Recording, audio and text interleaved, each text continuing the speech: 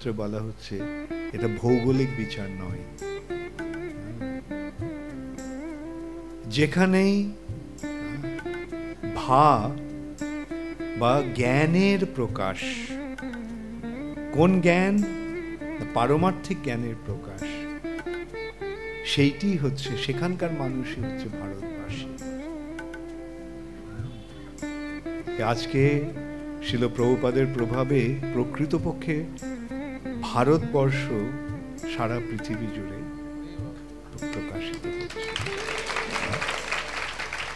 আর এই যে ভৌগোলিক ভারতবর্ষ, সেই ভৌগোলিক ভারতবর্ষ অস্তিত্ব নেই। সেই ভৌগোলিক ভারতবর্ষ কি হয়েছে? হয় হিন্দুস্তান, নয়তো ইন্ডিয়াতে পরিণত হয়েছে।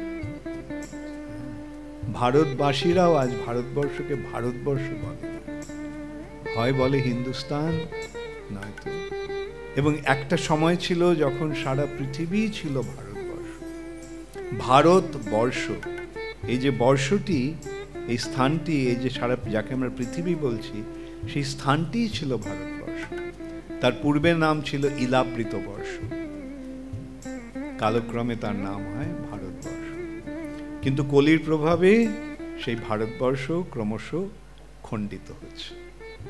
সেই সূত্রে প্রভুপাদ বলছেন যে আমরা ভারতবর্ষের একটা সময় ছিল যখন আমরা জানি, ইতিহাসের মাধ্যমে আমরা জানি যে ভারতবর্ষের সীমা পারস্য থেকে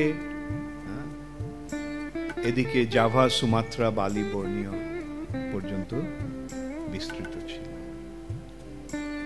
কিন্তু আজকে আমরা দেখতে পাচ্ছি যে শেষ বিভাগ যেটা হলো, সেটা ভারত পাকিস্তান ভাগ হয়ে গেল। আর এভাবে এটা খণ্ডিত হয়ে যাচ্ছে। কিন্তু এই ইসকন আজকে কি করছে? ইসকন আজকে সারা পৃথিবীকে ঐক্যবদ্ধ করে সেই যে প্রকৃত ভারত, যেখানকার সমস্ত মানুষেরা দিব্য জ্ঞানের আলোকে উদ্ভাসিত এবং সেই দিব্য জ্ঞানের চর্চায় রত, সেই ভারতবর্ষের পুনঃস্থাপন করছে।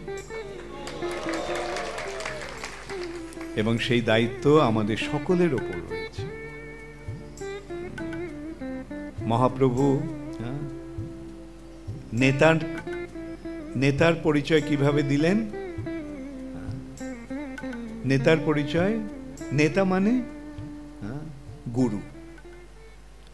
মহাপ্রভু কি বলছেন? আমার আজ্ঞায় গুরু হইয়া তারও এই দেশ। তোমরা সকলে গুরু হয়ে যাও, মহাপ্রভুর নির্দেশ। সকলে গুরু। ভারত ভূমিতে হইল মনুষ্য জন্ম যার, জন্ম সার্থক করি করো পর উপকার। আর সেটা কিভাবে হবে? যারে দেখো তারে কহ কৃষ্ণ উপদেশ, আমার আজ্ঞায় গুরু হইয়া তারও এই দেশ। এখন সেই গুরু হওয়ার যোগ্যতাটা কি? যারে দেখো তারে কহ কৃষ্ণ উপদেশ। অর্থাৎ এই কৃষ্ণ তত্ত্ব জ্ঞান যারা দান করবেন তারা সকলেই গুরু। যারা ভগবানের বাণী প্রচার করছেন তারা সকলেই গুরু। দীক্ষাগুরু না হলেও শিক্ষাগুরু। এই বিষয়টি আমাদেরকে হৃদয়ঙ্গম করতে হবে। এবং তাহলে আমাদের কি করতে হবে? গুরু হতে হলে আমাদের আদর্শ হতে হবে। সেই আদর্শটিকে বরণ করে নিজেকে যথাযথভাবে তৈরি করে আমাদের এই পথে এগিয়ে চলতে হবে। বাংলাদেশে যদিও আমি কম আসি,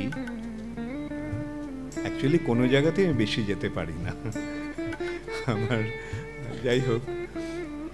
তবে একটা জিনিস, যে বাংলাদেশে আমি যখন আসি তখন মনে হয় এখানেই থেকে যায়। আর সেই সূত্রে একটা রয়েছে যে আমার জন্ম এই বঙ্গভূমিতে হয়েছে, বাংলাদেশে হয়েছে। আমার জন্মের পর অ্যাকচুয়ালি আমার বাবা থাকতেন কলকাতাতে। আমাদের প্রায় পরিবারের সকলেই প্রায় কলকাতায় থাকতো। আমার ঠাকুরমা ছিলেন আর আমার জ্যাঠামশাই এখানে থাকতেন, আর বাবার অন্য ভাইয়েরা সবাই কলকাতায় ছিলেন। তো আমার বড় ভাইয়ের জন্ম হয়েছিল কলকাতায়, তাই আমার ঠাকুরমা খুব চেয়েছিলেন যে আমার জন্মটা যেন বাংলাদেশে হয়, এবং সেই জন্য আমার জন্মের আগে মা এখানে চলে এসেছিলেন আমাদের আদি বাড়িতে। এবং তারপরে আমার জন্মের যখন আমার 10 মাস বয়স, তখন মা কলকাতায় চলে যান। তারপরে আর ফিরে আসা হয়নি এখানে আমার। এবং সেই সূত্রে, যেহেতু জন্মসূত্রে আমার একটা টান রয়েছে স্বাভাবিকভাবে, আর আর আরেকটা ইয়ে হচ্ছে যে এখানে আপনাদের কৃষ্ণ ভক্তির প্রতি আপনাদের যে একটা ঐকান্তিক আবেদন আমি দেখতে পাই, সেটা স্বাভাবিকভাবে আমাকে আকৃষ্ট করে।